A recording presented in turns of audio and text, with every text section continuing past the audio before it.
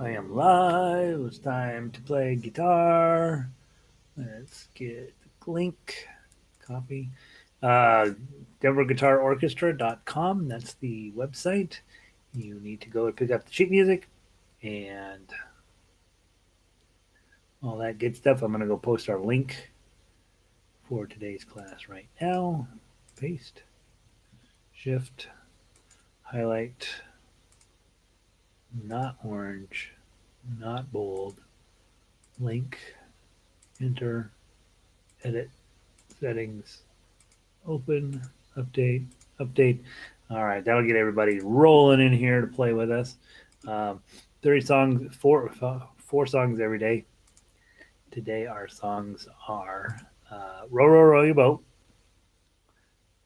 greatest song ever. "Ain't Gonna Rain No Mo," iffy song. "Amazing Grace," lovely song tune, and "Moon River." So, and we're gonna do them in that order. Yesterday we did them in reverse order. Today we'll do them in regular order. So. All right, I got that posted. 3:02. We will actually be starting in 3 minutes, so you might want to, if you're watching the recording, zip up to 3:03 as race forward 3 minutes. Pauline is here. I was watching yesterday's tutorial of Moon River. Did I make any sense, Pauline? I very rarely have a chance to go back through and think about what actually ends up on the tape. And so hopefully it made some sense. I'm hoping. And you never know, right? All right, let me get my footstool over here. There we go. Now we can play guitar.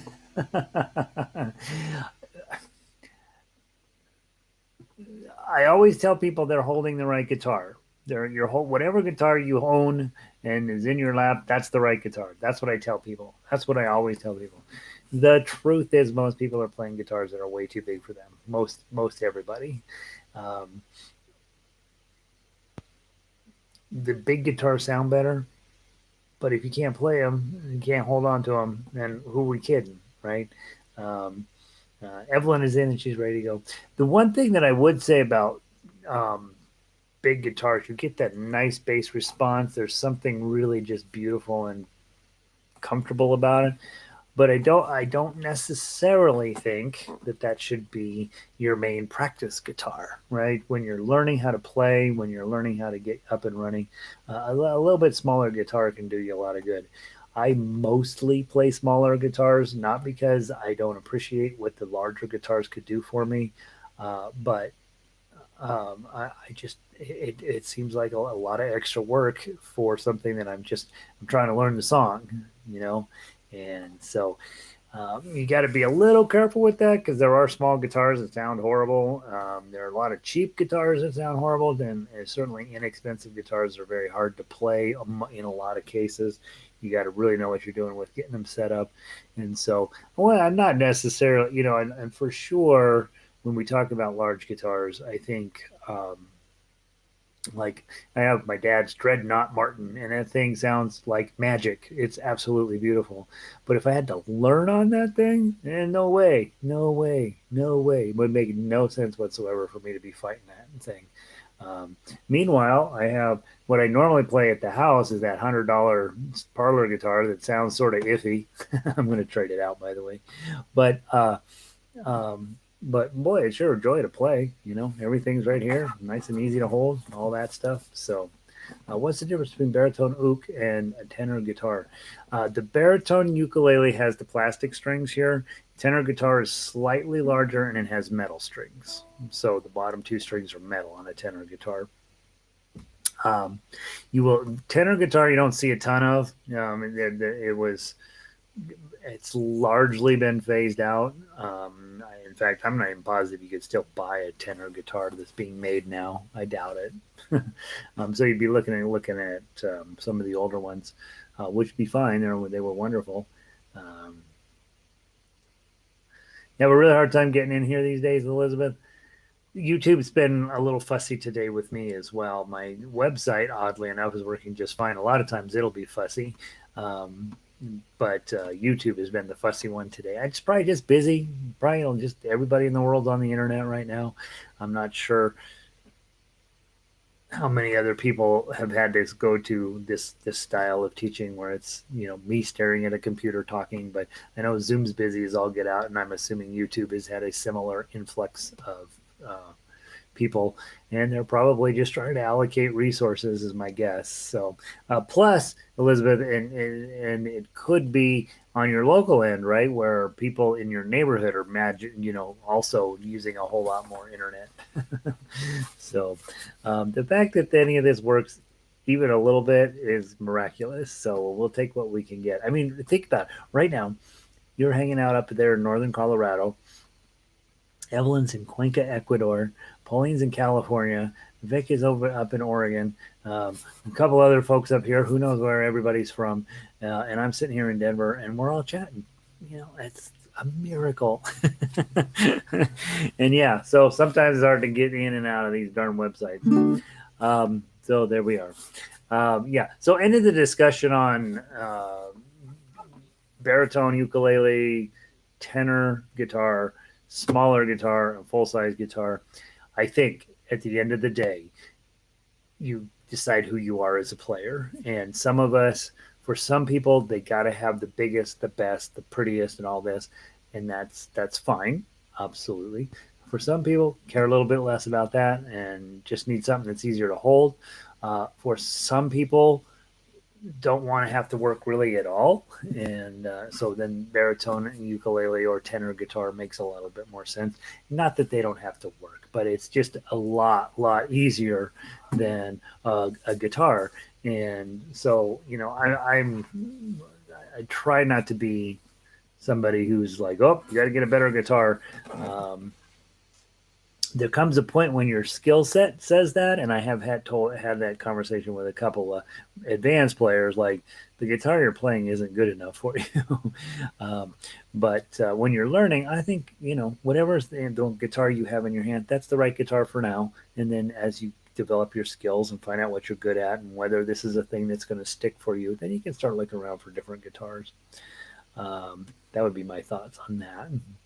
All right, guys, let's play. Let's knock these guys out, and we'll send you on your way. Obviously, the fun one this week is Moon River, but the other stuff has tools and important skill sets that you need to have. So, and I never make assumptions that any of you are at any particular level. Whatever level you're at is where we need to stay focused.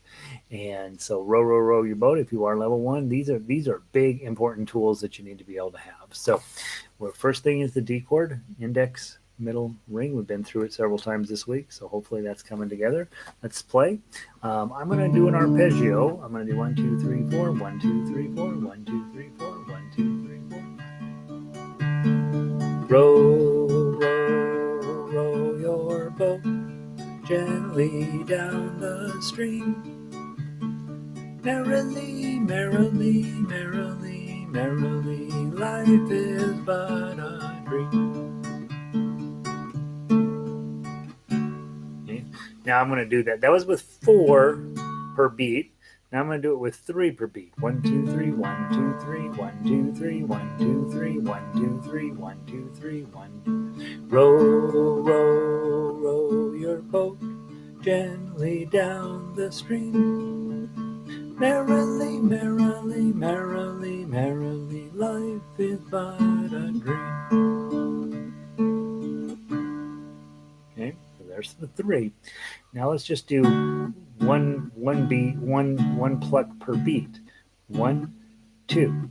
Row, row, row your boat gently down the stream.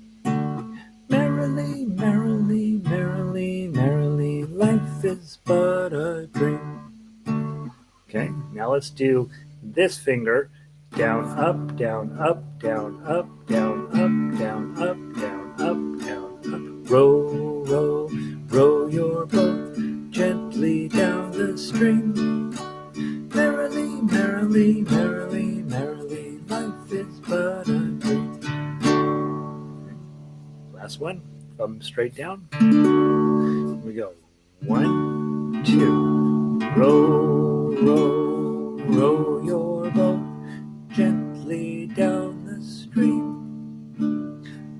Merrily, merrily, merrily, merrily, life is but a dream. Okay. Four completely different, not completely, but four significantly different textures of playing. All of those may or may not be right for you. And sometimes you look at a piece of music and you're like, well, I'm going to do it this way. And then you do it for a while and you're like, that's not the best way to do it. I'm going to try it this other way. And hopefully, I'm encouraging you to be very experimental when it comes to all of music and saying, all right, D chord, see what I can do with that. And then we play the melody. Melody you can't mess around with too much. Occasionally on a song you can adjust it a little bit, but for the most part it is what it is. And so, like this song is in 2/6/8, which we generally count in two. You can't really fix that. It is possible, and sometimes they'll do that in songs. I've done that with Daisy Bell. It's originally in 4/4, but I put it in 3/4 to slow it down, which is odd. You take out a beat, but it slows it down.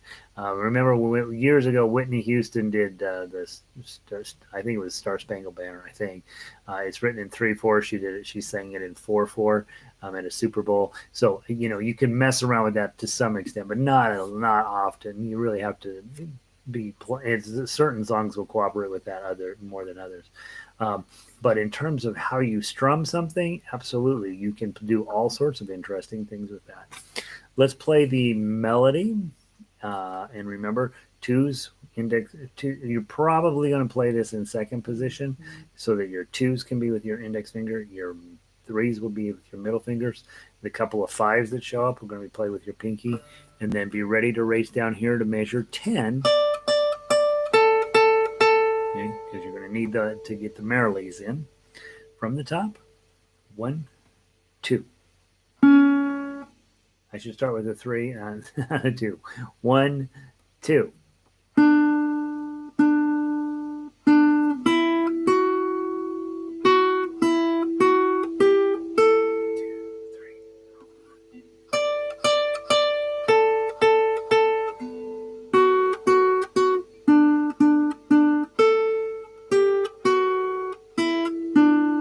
Play it again. I'll try to get my rhythm a little better. 1, 2.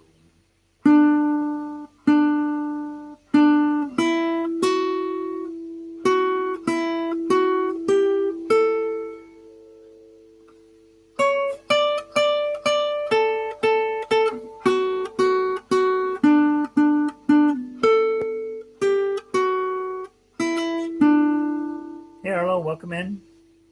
Okay. I don't know if I have anything to add for that. 2, 3, and 5 playing in second position is probably one of the takeaways from this song. The other takeaway, of course, is how to get from these 10s all the way down and back here to this 2. And using it in positional playing is interesting because I have a tendency when I'm needing to grab a 2 to go to my middle finger because we're usually playing in first position. And if you do that, then you may end up making adjustments, doing extra work for no reason. All right, there's a melody. Now, if you're level 1, you're here in town, this is your thing. We do not study tough acts on the level 1 when you're here locally, but when we're online, we go ahead and play it so that you can see where you're headed. If you can do this, that's awesome. If you can't do that, that's awesome. Okay, grab a D chord, 3 strings to get started. 1, 2.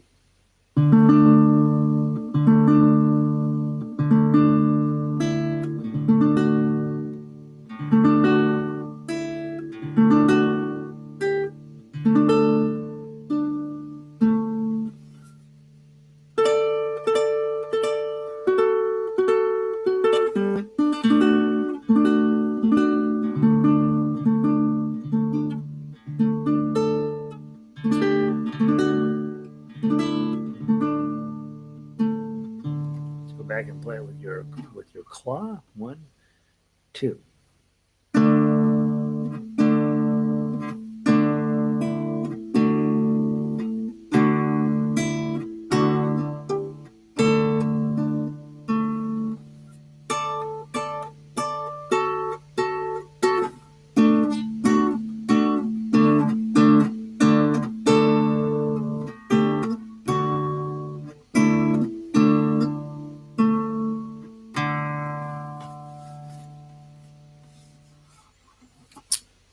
Nice piece of music.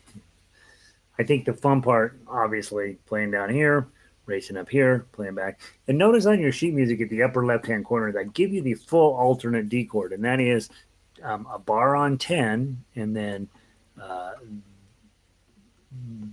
middle finger on fret 11, and then ring finger up here on 12. That's a D chord. And if you take this all the way down here, turns out it's really an E chord with the bar on 10.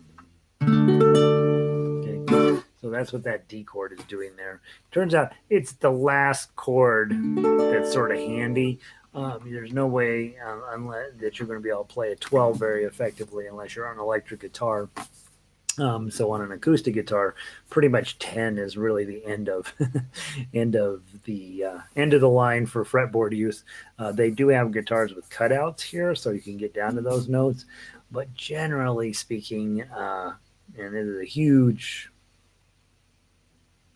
generalization, we don't play a ton down here on acoustic guitar. They play a lot down there on electric guitar, but on acoustic guitar, less and less. And you have to decide if you even like the look of having a cutout, let alone its functionality. All right, there's Row, Row, Row Your Boat. One of my all-time faves. All right, Ain't Gonna Rain No More. Yesterday I was in a bit of a hurry, so we just did the chords and then we moved on. Let's do all three today, as written, twice through, just the chords. And remember, you're on D chord, and then you switch up to A7, and then go back. Okay, 1, 2, 3. Oh, it ain't gonna rain no more, no more. Ain't gonna rain no more. So how in the heck will I wash my neck if it ain't gonna rain no more? Well, a peanut sat on a railroad track, his heart was all aflutter. Then along came a train roaring down the track, toot toot peanut butter. Oh, it ain't gonna rain no more, no more. Ain't gonna rain no more. How in the heck can I wash my neck if it ain't gonna rain no more? Well, if we had that, get it going. Well, we had a goat down upon our farm. It ate up old tin cans. When it puked up its guts on a Friday night, out came forth to dance. Couldn't get my face around that. Again, yesterday we put a little bit of oomph onto it, a little bit of fun into it. The one challenge I have teaching fingerstyle is that we never have any fun. We're always working on, all right, got to get this chord and get this melody and blah, blah, blah, right? It is perfectly fine for you when you have a song that's not too hard and you want to just be silly to just really hammer after that and do goofy stuff with these chords and just sing to your little hearts out. This would be one of those songs where you just could have fun with. Okay, let's play the melody. 1, 2, 3.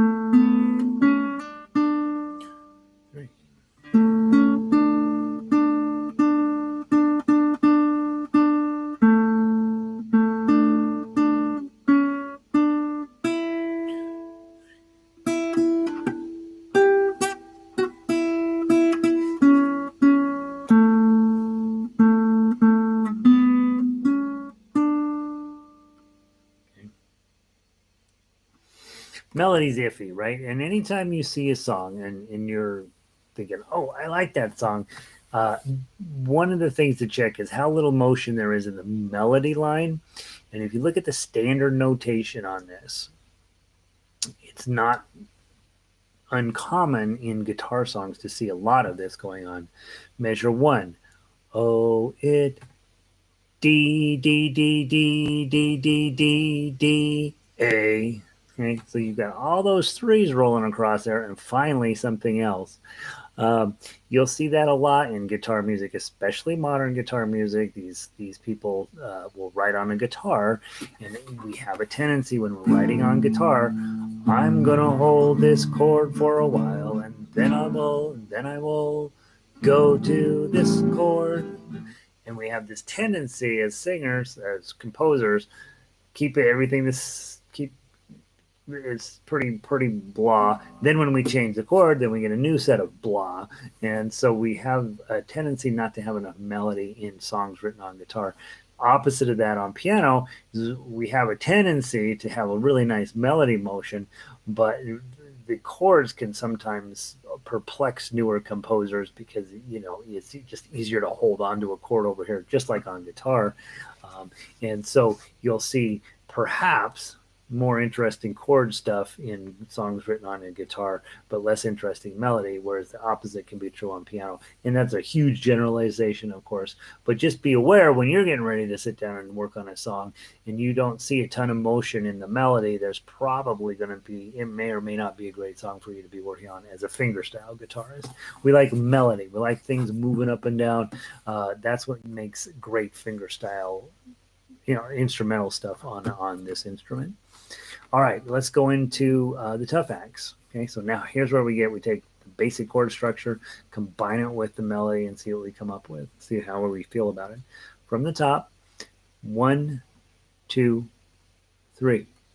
2, 2, strum, 3, 3, strum, 3, strum, 3, 2, strum, 3, 3, 2, 2, 3, change your chord, chords, 3, 3, 3, open, open, open, partial, 2, 2, 2, 2, 2.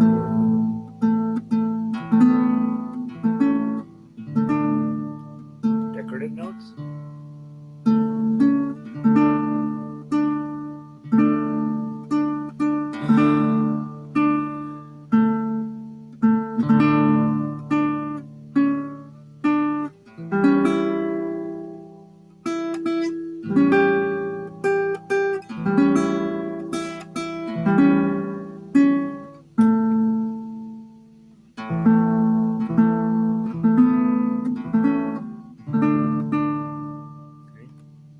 We won't continue on there. Again, not a great chord melody piece. This song is really a great singing and strumming piece. But in terms of the melody, because the melody is a little bit static, the chords, which are very simplistic, they don't solve the problem, right? If you a lot of times, like in "Love Me Tender," the middle of "Love Me Tender," the notes are 0 0 0 0 0 0 0, a whole bunch of just one notes across top, but the chords change in more interesting complexity. I think there's 5 chords right in a row, that creates a depth of sound there that balances out that simple melody, and you end up with something that's really fabulous. This song doesn't quite step up to the plate. This song's really here to practice going from D to A7 and back. That's really what we're working on here. All right, that's it. Ain't gonna rain no more. I love the song. I just don't know. I just know it's a iffy chord melody piece.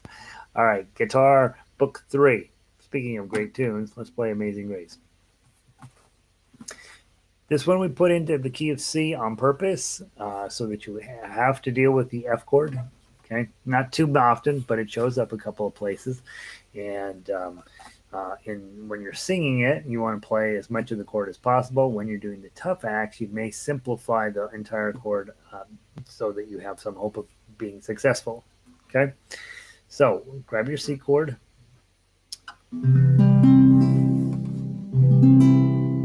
That's going to end end up moving up to an F chord. So you're going to have this turns into a bar, this drops down a string, pinky adds on.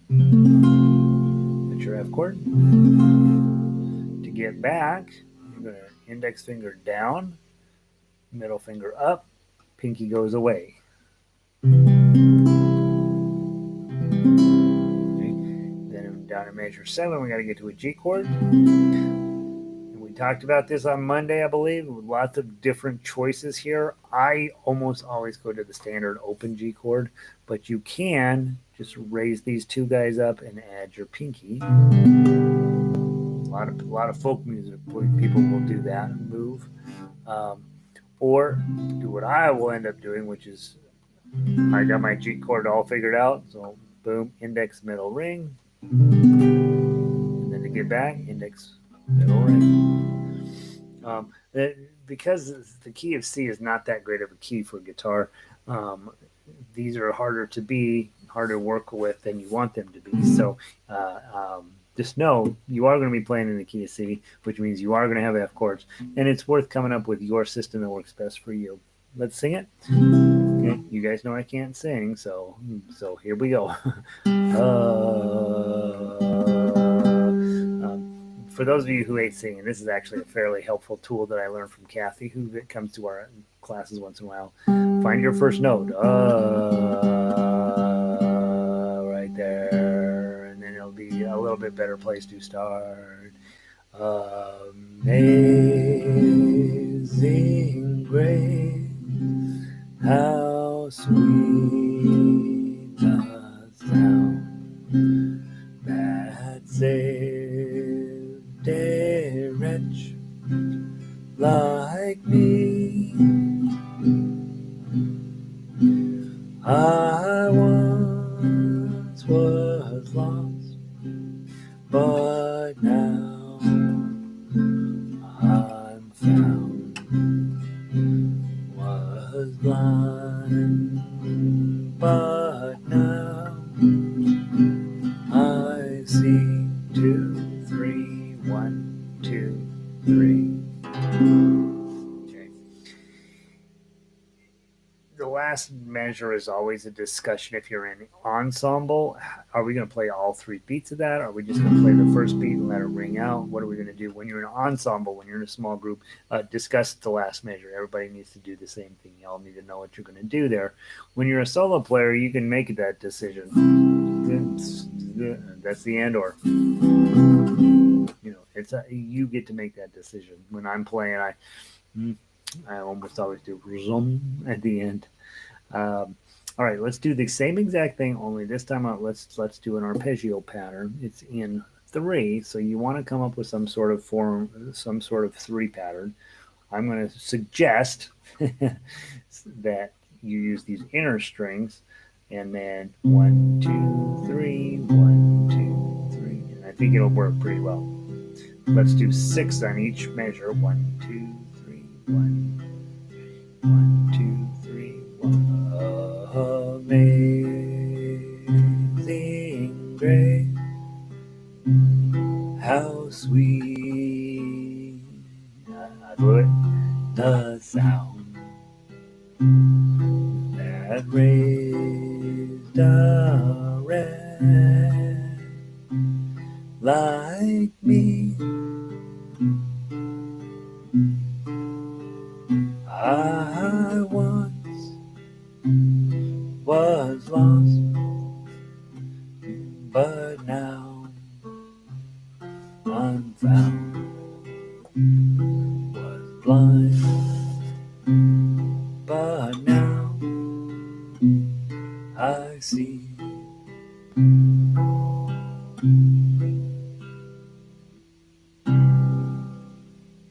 So that's using those arpeggio patterns. It's not what I wrote down on here. In my note to myself is simplify this arpeggio pattern, and what I just did was complicate it, right? So make it a little bit more beats than we were doing earlier.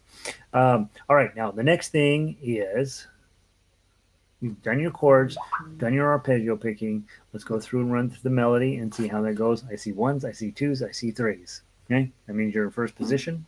ones, twos, threes. Let's give it a try. Arpeggio is hard. Arpeggio is hard. So you just so you guys know, when you are in this process of gearing up for this, level one, melody and four chords. Level two, chord switching and tough uke. Level three, combining all that stuff together and just getting the reps and getting everything, getting your whole, putting your bow on the package. And in level three, that's where I'm pretty serious here locally about getting people working on their arpeggios. So it's really not something that usually people have been with me about a year before we start working on arpeggios very seriously. It's one of those things where you can really make your playing sound nice, but it's not easy. The main thing with arpeggio picking, keeping your beat steady, and usually not starting on a song like this where the chords are hard too, right? Usually starting with, I mean, honestly, Three Blind Mice. Three blind mice. Three blind mice. See how they run. See how they run. That's where I like to start with arpeggio picking because you need to have this on autopilot over here so that you can really be thinking about what's going on over here. And your ultimate goal is to not think about this at all, that it just magically does it. And sometimes I get lucky and it magically does it. And sometimes I'm fighting the rhythm or something. And then I got to work on this a little bit harder. But in our orchestra group, it's fascinating to watch. It really tends to be the much more advanced players who are really into arpeggios. Like they really love doing them. um, and I think tends to be not everybody. We got some advanced players who don't want anything to do with it, but it tends to be people who've been around a while and they're looking for a way to make their playing prettier and more interesting. And arpeggios is almost always the answer to that question. All right, let's play the melody. 1, 2.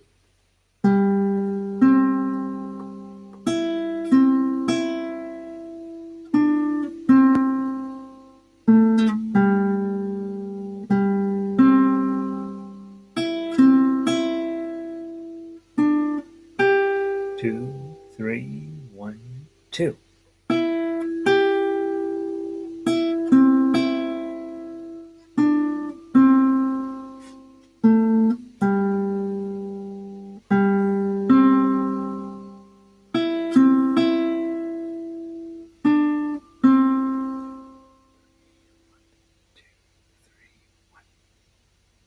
Okay.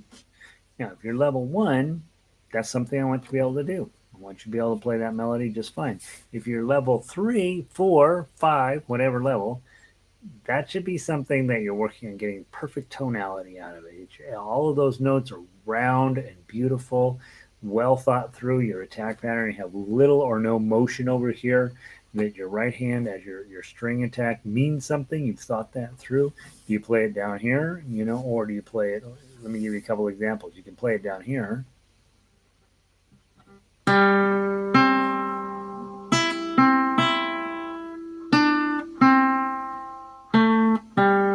Banjo-like sound. You can also play it up here. On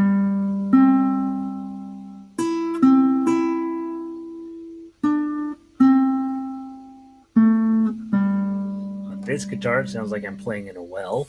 Okay, what I just did a minute ago was play it basically over the hole.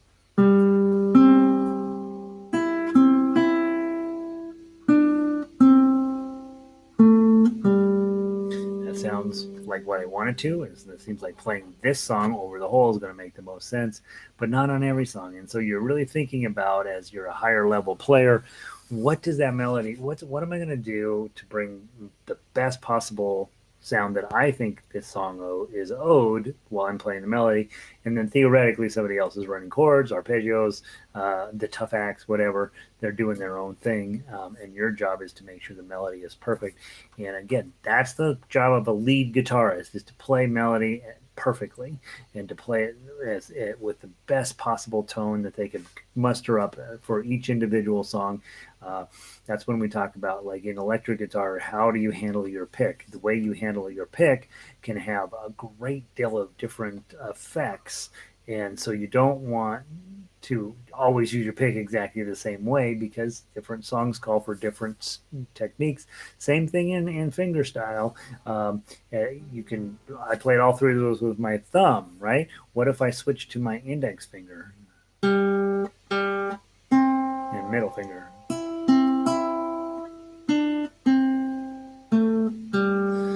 There's a difference in tone, good, bad, different, and so you start to mess around with all of these possibilities as a melody player and see what you can do to get the best out of it. All right, time for tough acts. Always put it off a little bit. Here we go from the top. 1, 2.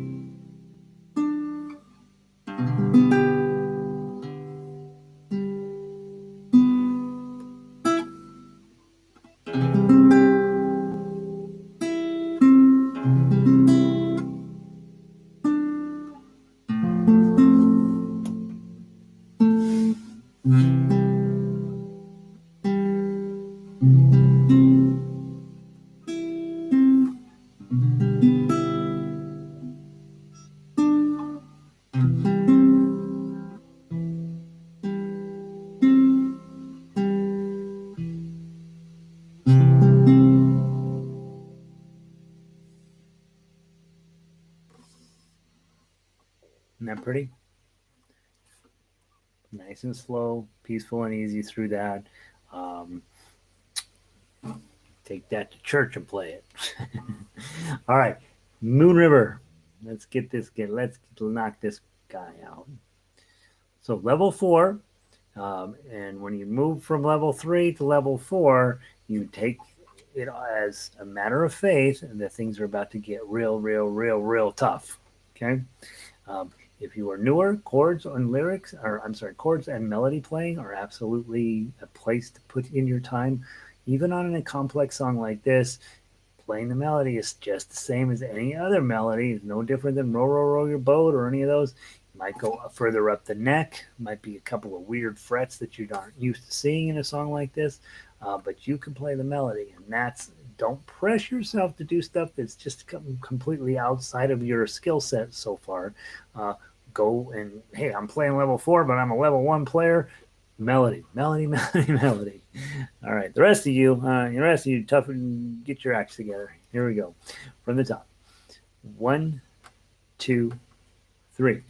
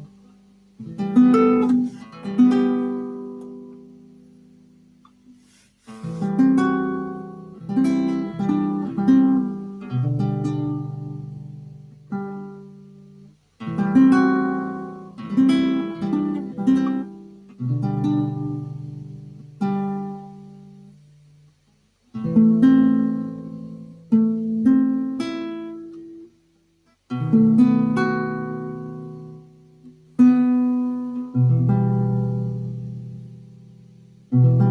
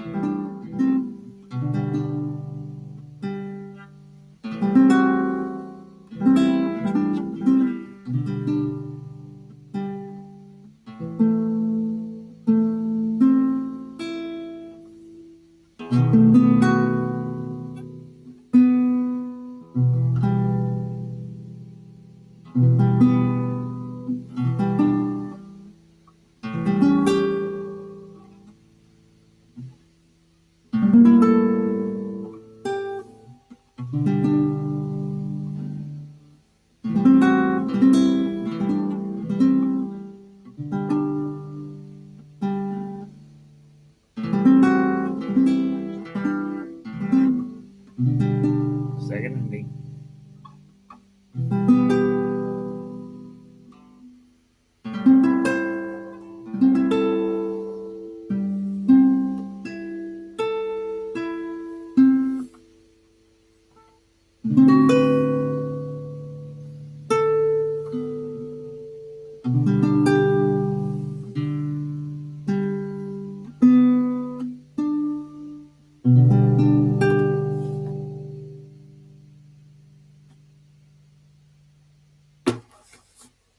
Got some of the notes right. Isn't that a lovely piece? It's just really nice. A couple of moments where, like I added in that chord there at measure 32. So right now I'm fighting it like nobody's business. Like, well, what's that? What the heck is that doing there? And and I'm thinking, all right, get your index finger on 3. Everybody else has got to get on 5.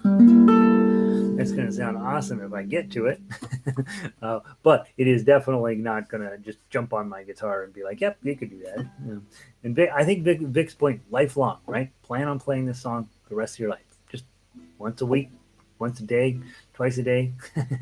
and, and it's never going to suck. It's always going to be awesome. There's nothing weird in this song at all. It's absolutely like, I'm your friend, and I'll wait around for you, and we'll do stuff together, and we'll hang out, and it'll be great. Yeah, so it's absolutely a beautiful piece. And so those of you guys hanging out here, if you don't have it, send me an email, and I'll make sure you get a copy. I've been playing this thing since I first picked up a ukulele. I don't know, almost 20 years ago, and it's just been sort of ever each year I'll tweak it a little bit, do this, change this a little bit, then do that. And so this is the most recent iteration of it. A lot of it doesn't change, right? I mean, that intro will never probably ever change in my mind. But and of course, if you go wander the internet, you'll see lots of different people playing it lots of different ways. And so you try to pick up on what are they doing, what are they doing there, and you sort of steal ideas that way. But honestly, you could just play exactly what's on this page, see how consistent and smooth and beautiful you can get, and it'll turn into a piece of music that you love. Um, After this, we'll be doing "Fly Me to the Moon." I also have Pachelbel's Canon coming, and then of course La Vie en Rose is another one we've done a lot of work with here locally. That's just like, wow, that is good music, right? So we have plenty more to keep us busy over the next through the winter, and I've never put a Pachelbel's together, but I have an incredible classical guitar arrangement of it. I'm going to see how much of that I can turn into a fingerstyle ish arrangement, and we'll just keep going until we are the best guitar players ever on the earth. So, um, okay, that's what I know. Thank you guys for being here. Keep showing up. Uh, do good. That turns out to be harder than you think, right? Be safe. That's easy. Do that one. That's nothing else. Practice. That's way harder than you think. And keep showing up. That's the key right there. Just keep showing up. We'll keep playing. I have nothing else planned until forever, and um, so here we go. I'll probably end up with some plans at some point, but until then, we'll just get together here and play guitar every day. Have a wonderful day. Good to see all of you. Vic, Evelyn, Elizabeth, Pauline, Nancy. Who else? Did I miss anybody else? You guys hanging out up here in the widget. Thanks for being here, and have a great day. I'll see all of you tomorrow.